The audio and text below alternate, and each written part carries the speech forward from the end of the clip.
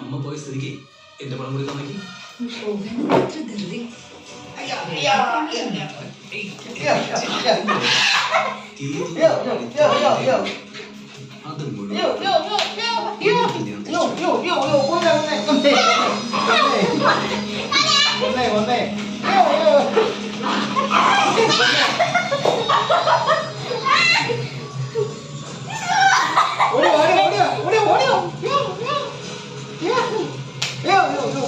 അത്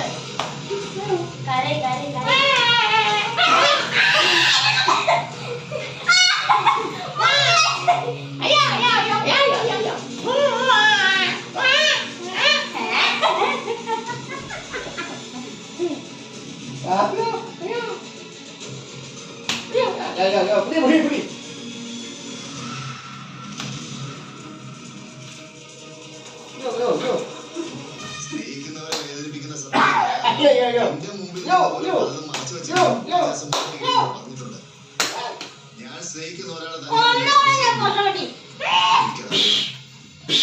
ഞാൻ വേദിക്കുമെന്ന് കരുതി താനതൊന്നും മറച്ചു വെക്കണ്ട.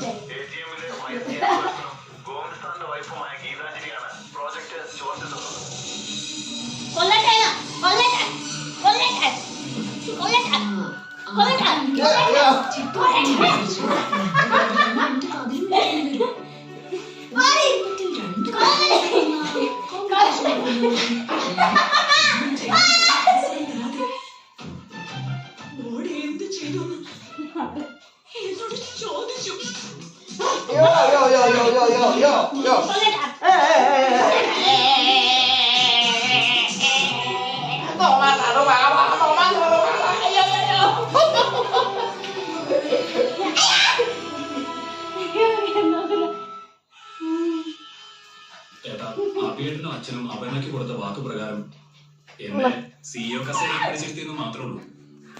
ബിസിനസ് എന്റെ പേരിലൊന്നല്ല. ഏത് സമയത്ത് ഒഴിയാൻ ഞാൻ തയ്യാറാണ്. ആഗ്രഹമുണ്ടെങ്കിൽ എനിക്ക് ആ 3 ലക്ഷം കിട്ടിയിരിക്കണം. നിങ്ങൾ രണ്ടുപേരും